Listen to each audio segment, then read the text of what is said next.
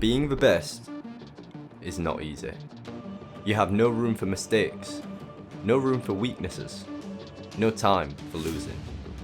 Only through pure excellence can you become the best in the world. So, when it comes to investing, how can a fund be the best in the world?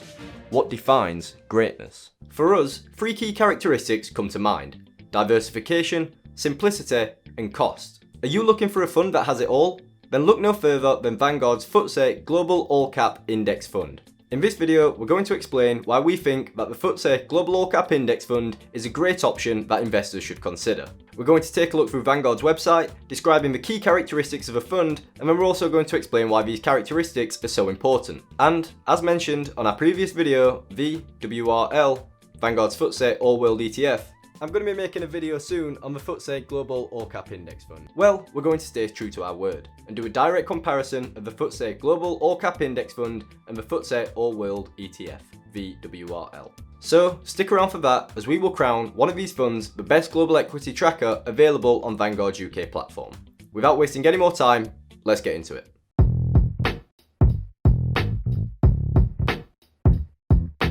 Global diversification. The concept of investing your money in different stocks from various markets or countries from all around the world, ensuring that you're exposed to the winners when they win, and that you don't feel the full negative effects of the losers when they lose. Global diversification is important.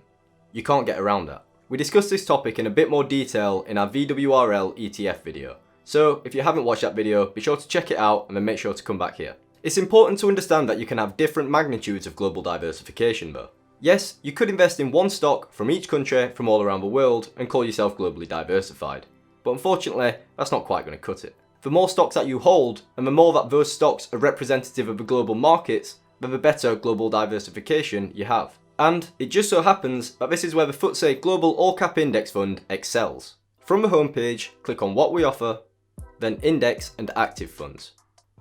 Scroll down a little and you'll find the FTSE Global All Cap Index Fund. Click on it and you'll learn more about it. You'll be taken to the overview page, which shows some key information about the fund. You can see the NAV price, which is currently around £156. This doesn't change throughout the day like an ETF price would. Instead, it updates once each day when trading ends, so the price that you can see today is yesterday's closing price. Next, you can see the number of stocks that the fund holds, which is around 6,800. This is a real selling point of the fund. 6,800 stocks is a lot. You really won't find many funds that have this huge amount of stocks. Finally, there is the ongoing charge, which is a respectable 0.23%. Whilst this is a little higher than some of the other funds available on Vanguard UK platform, it's still pretty cheap considering the amount of global diversification that you get. You can see here that the fund is passively managed and seeks to track the FTSE Global All Cap Index. I'll leave a link to the FTSE Russell fact sheet for the index, but you can see here that it is a market capitalisation weighted index that represents the performance of large, medium and small cap stocks globally. The 8,000 stocks in the index cover both the developed and emerging markets. Vanguard's FTSE Global All Cap Index Fund invests in 6,800 of the 8,000 stocks held within this index, almost giving you access to the entire index with just one fund. So, with the FTSE Global All Cap, as with any other global equity tracker, you get complete global diversification in just one fund, which is simple. This means that you can invest in this one fund for a fully globally diversified portfolio. It's that easy. Back to the website and you can click on the Portfolio Data tab to learn more about the fund's holdings.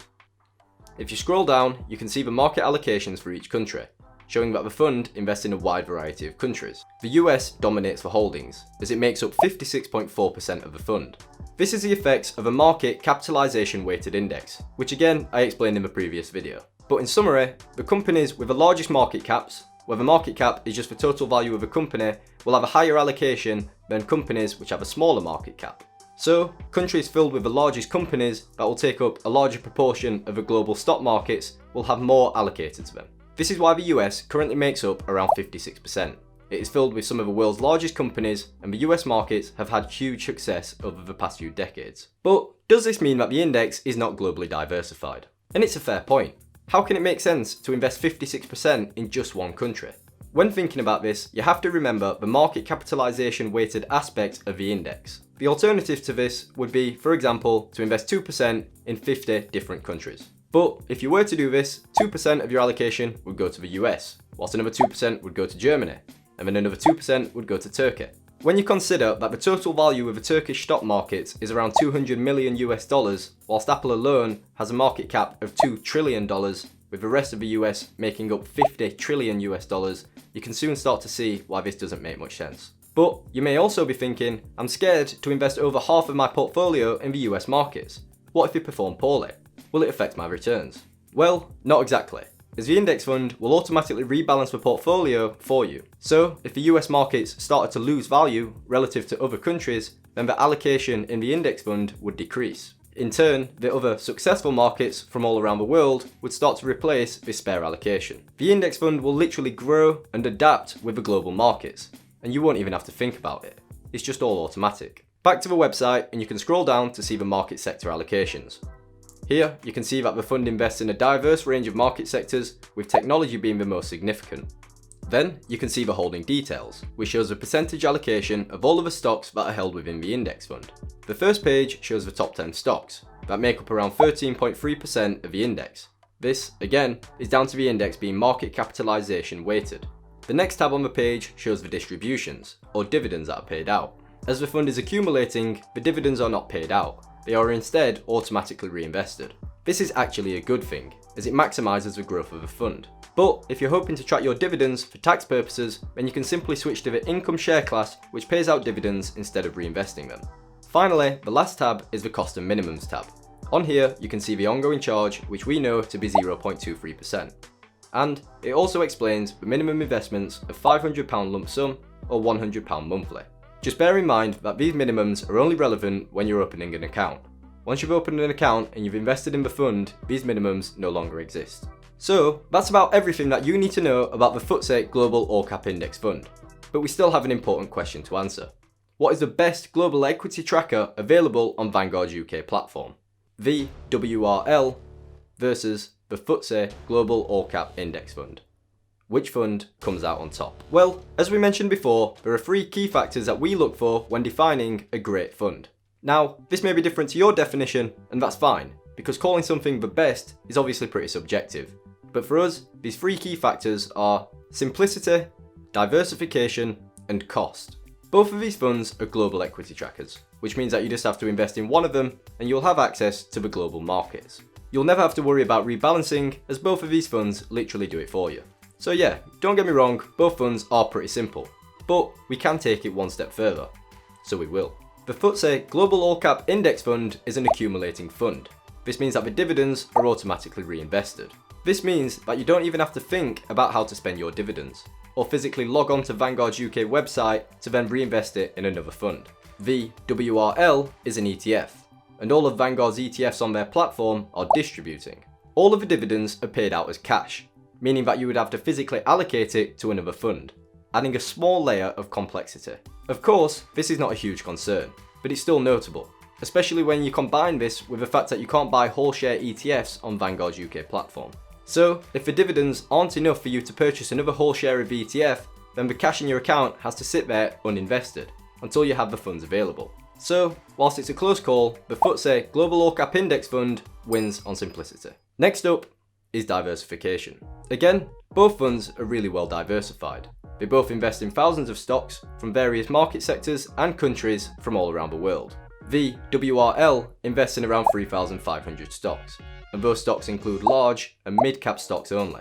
The Global All Cap Index Fund invests in around 6,800 stocks, and those stocks include large, mid, and small cap stocks. So, the FTSE Global All Cap Index Fund invests in twice as many stocks, and those stocks also include small cap stocks. This of course increases its diversification. So again, the Global All Cap wins this round. Finally, we have the cost. VWRL has an ongoing charge of 0.22%. The FTSE Global All Cap has an ongoing charge of 0.23%. So obviously, VWRL takes this round. But let's take a look at the effects that this change in cost would have on a portfolio. Here, you can see a graph that shows the growth of £10,000 over 40 years for each of the funds. We've assumed a growth of 6% per year for each of the funds. It's hard to see, but the lines are basically overlapping. This is because the effects of a difference in cost is so minuscule. In fact, after 40 years of growth, the £10,000 portfolios only differ by £357. Considering that the final values are close to £100,000 over a 40-year investing horizon, this is pretty low. Of course, you may be thinking that the increase in cost automatically makes a global all-cap index fund the worst option. But, in our unprofessional opinion, the slight increase in cost is worth it for the added simplicity and diversification benefits that the fund has to offer. So, in the case of a model that we just showed, we would be happy to pay an extra £357 over a 40-year investment horizon to know that our fund has better diversification and that we don't have to worry about reinvesting dividends. For this reason, in our opinion, the FTSE Global All Cap Index Fund is the best global equity tracker available on Vanguard UK website. Ultimately though, it's a matter of preference, and you may prefer VWRL or another fund, as it may suit you better. In fact, we'd love to hear your thoughts on the best global equity tracker in the comments below. And whilst you're there, make sure to smash the like button if you found the content useful, hit subscribe for more investing based content every week, and follow us on Instagram for more IQ investing based content. As always, thanks for watching.